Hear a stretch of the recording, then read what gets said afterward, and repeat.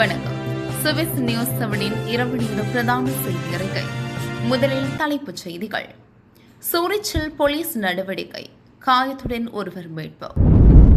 5 மாத இடைவெளிக்கு பின் நாடாளுமன்றம் திரும்புகிறார் மத்திய அமைச்சர்.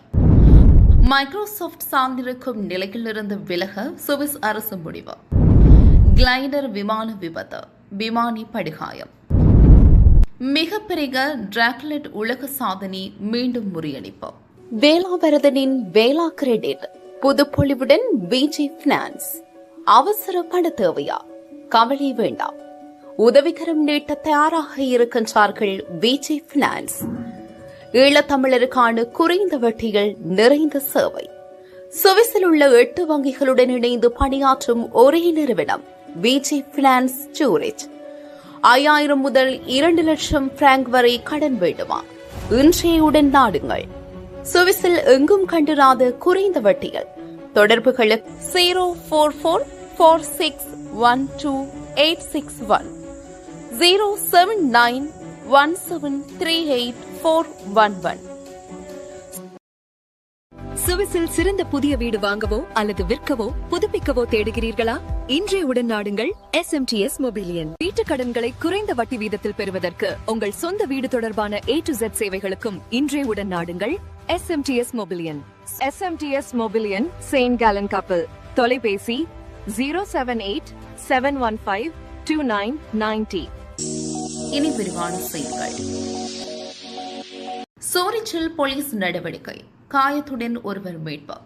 சூரிச்சில் உள்ள ஒஃபிகான் நகராட்சியின் கிளான்ஃபெக் என்ற இடத்தில் குறைந்தது ஒருவர் காயமடைந்த ஒரு சம்பவம் இடம்பெற்றுள்ளது. நேற்று மாலை சுமார் 5 மணியளவில் அடுக்குமாடி கட்டடத்தில் துப்பாக்கி சத்தம் கேட்டது. பின்னர் ஆம்புலன்ஸ்களும் காவல் வாகனங்களும் அங்கு வந்தன. கனரக ஆயுதம் ஏந்திய காவல்துறையினர் அந்த அடுக்குமாடி கட்டடத்தை சுற்றி வளைத்தனர். காயமடைந்த ஒருவர் அங்கிருந்து அழைத்து செல்லப்பட்டார்.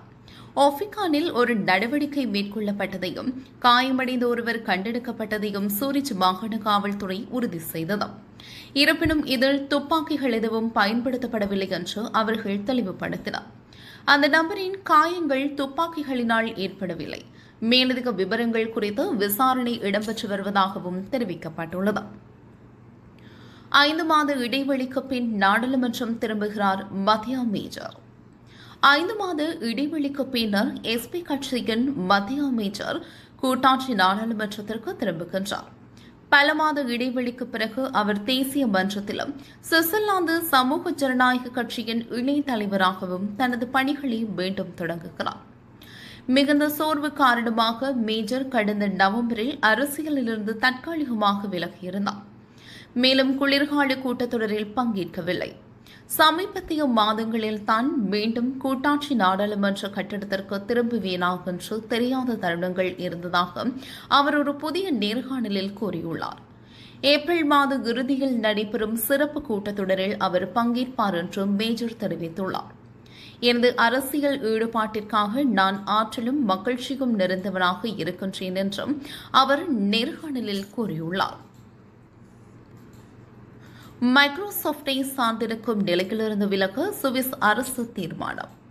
சுவிஸ் அரசாங்கம் மைக்ரோசாப்ட் தயாரிப்புகளை சார்ந்திருக்கும் நிலையிலிருந்து படிப்படியாக விலகுவதற்கு திட்டமிடப்பட்டுள்ளது.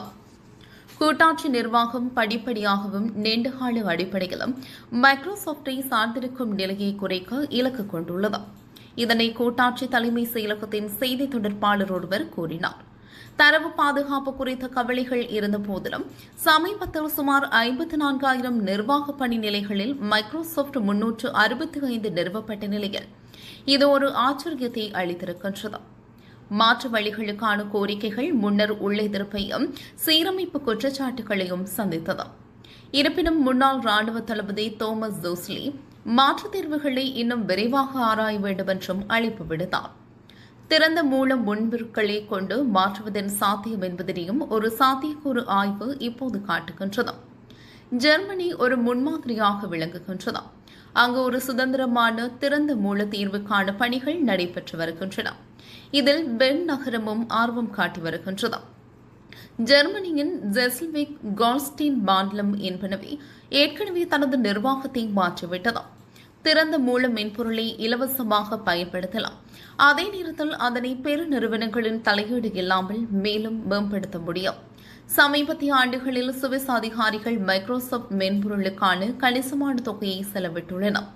கடந்த ஆண்டு SRF நடத்திய இந்த ஆய்வில் கூட்டாட்சி அரசாங்கமும் வாகனங்களும் கடந்த 10 ஆண்டுகளில் அந்த தொழில்நுட்ப நிறுவனத்திடமிருந்து உரிமைகளை பெறுவதற்காக 1.1 பில்லியனுக்கும் அதிகமான பிராங்க் செலவிட்டுள்ளதாகவும் தெரியவந்துள்ளது.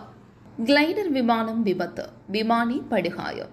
மின்சிகனின் 22 வயதான மாணவர் விமானி ஒருவர் நேற்று விபத்துக்குள்ளானார். ஆரம்பகட்ட விசாரணைகளின்படி அந்த இளைஞர் கிளைடர் தரையிறங்கும் இடத்தை நெருங்கிக் கொண்டிருந்த போது அவரது விமான பயிற்றுவிப்பாளர் அவரை கண்காணித்துக் கொண்டிருந்தார். விமானம் எந்த பிரச்சனையுமின்றி புறப்பட்டது. ஆனால் சிறிது நேரத்திற்கு பிறகு கிளைடர் நிலை தடுமாறியது.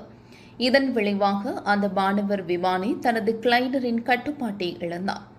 ஒப்பீட்டளவில் குறைந்த உயரத்தில் பறந்த போதிலும் அவரால் கிளைடர் நிலைப்படுத்த முடியவில்லை. இதனால் அது சுமார் 4 மீட்டர் உயரத்திலிருந்து கீழே விழுந்து நொறுங்கியது. ஜேக் மீட்பு படையினர் சம்பவ இடத்திற்கு அவருக்கு முதலுதவி அளித்து பலத்த காயங்களுடன் மருத்துவமனைக்கு கொண்டு சென்றனர். மிகப்பெரிய டிராக்லெட் உலக சாதனை மீண்டும் முறியடிப்பு. வலாய்ஸ் மாகாணத்தின் மாட்ரிகினில் சனிக்கிழமை மிகப்பெரிய டிராக்லெட்டிற்கான உலக சாதனை மீண்டும் முறியடிக்கப்பட்டது. உலகின் மிகப்பெரிய டிராக்லெட் என்று பெயரிடப்பட்ட நிகழ்வில் மொத்தம் 4942 பங்கேற்பாளர்கள் கலந்து கொண்டனர். இந்த நிலையில் அங்கிருந்த ஒரு சட்ட நிபுணரால் உறுதி செய்யப்பட்ட இந்த புதிய சாதனை முந்தைய சாதனைகளை விடவும் 49 பேர் அதிகமாக காணப்படுகின்றது. அங்கிருந்த ஒரு சட்ட நிபுணரால் உறுதி செய்யப்பட்ட இந்த புதிய சாதனை முந்தைய சாதனையை விட 49 பேர் அதிகம். 2 ஆண்டுகளில் பிராந்திய பாரம்பரியத்தின் அடையாளப்பூர்வமான சந்திப்பு இடமாக மாறியுள்ள இந்த நிகழ்வின் மீதான அசாதாரணமான ஆர்வத்தை இது காட்டுகின்றது என்றும் ஏற்பாட்டாளரான மை எக்ஸ்போ தெரிவித்துள்ளது. வந்திருந்தவர்களில் பெரும்பான்மையானவர்கள் சுவிட்சர்லாந்தின் வலாய்ஸ் மாகாணத்தை சேர்ந்த விருந்தினர்களாக இருந்த போதிலும் இந்த தொலைதூர மாகாணங்களிலிருந்து ஏராளமான டிராகுலர் ரசிகர்கள் இந்த நிகழ்விற்கு பயணம் செய்திருந்தனர். குறிப்பாக இந்த நிலையில் டிராகுலட் பிரியர்களிடையே இந்த ஆர்வத்தை காண்பது நம்ப முடியாததாக இருக்கின்றது.